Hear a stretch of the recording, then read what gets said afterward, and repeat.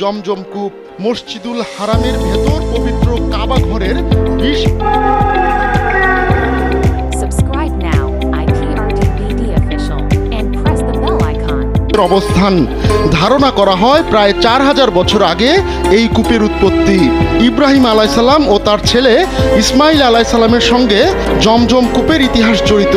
তবে কালের বিবর্তনে জমজম কূপের মুখ বন্ধ হয়ে যায়। পরে মহানবী হজরত মুহাম্মদ সাল্লাল্লাহু আলাইহি সাল্লামের দাদা আব্দুল মুত্তালিব এই কূপ পুনর্খনন করেন। জমজম কূপের পানির স্তর ভূপৃষ্ঠের প্রায় 10.6 ফুট নিচে। এখান থেকে প্রতি সেকেন্ডে 8000 লিটার হারে পানি তোলা হয়। পানির স্তর ভূপৃষ্ঠের প্রায় 44 ফুট নিচে নেমে গেলে পানি তোলা বন্ধ করে দেওয়া হয়। 1 মিনিটে নগদ ইসলামিক অ্যাকাউন্ট খুলতে ডায়াল করুন *167#। তখন পানির স্তর মাত্র 11 মিনিটে আবার 13 ফুট উচ্চতায় ফিরে আসে। জমজম কূপ থেকে প্রতি ঘন্টায় 28.8 মিলিয়ন লিটার ও প্রতিদিন 691.2 মিলিয়ন লিটার পানি উত্তোলন করা হয়। এ পর্যন্ত 2 বার জমজম কূপ পরিষ্কার করা হয়েছে। 1979 সালে তৎকালীন সৌদি বাদশাহ খালিদের নির্দেশে পেশাদার ডুবুরিদের কূপের ভেতর পাঠানো হয়। 2 বার এই কাজের সঙ্গে যুক্ত ছিলেন সৌদির একজন একাডেমিক ডক্টর ইয়াহইয়া খোসাক। ডুবুরিরা টর্চ লাইট নিয়ে প্রায় আধা ঘন্টার মতো কূপের ভেতর অবস্থান করেন। সেখানে তারা দেখতে পান কূপের গভীরতা 19.2 থেকে 19.8 মিটার পর্যন্ত। এর মধ্যে 9 মিটার পর্যন্ত প্লাস্টার করা অংশের নিচে পানির মধ্যে কম্পাসের কার্যকারিতা বন্ধ হয়ে যায়। একেবারে নিচে নেমে তারা ধাতব বালতি সহ বিভিন্ন পরিত্যক্ত জিনিস দেখতে পান। কূপের আশপাশ থেকে সাবমার্সিবল পাম্প দিয়ে পানি উত্তোলন করা হয়। এতে কূপের ভেতর পানির স্তর 5 মিটারে নেমে আসে। তখনই কয়েক মিনিটের জন্য পানির উৎস দেখতে পান ডুবুরিরা।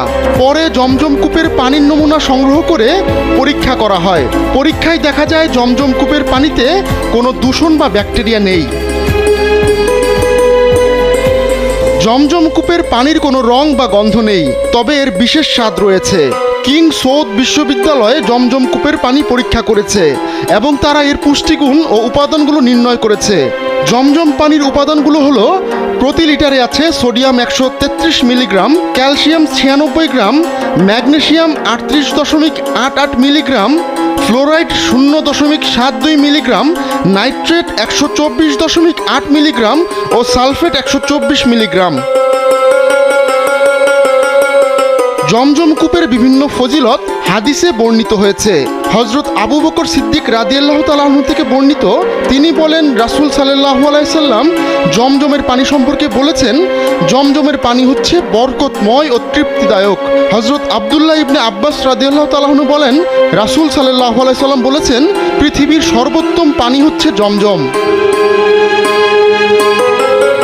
প্রতি বছর লাখ লাখ হাজি জমজম কূপ থেকে পানি নিয়ে আসেন, কিন্তু কখনো পানির স্বল্পতা দেখা দেয়নি জমজম কূপে।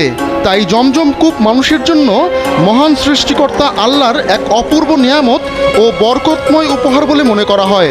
বৈজ্ঞানিক গবেষণাতেও এই পানির উপকারিতা প্রমাণিত। আহমদুল্লাহ শিকদার, কালবেলা desk. Subscribe now, IPRTBD official, and press the bell icon.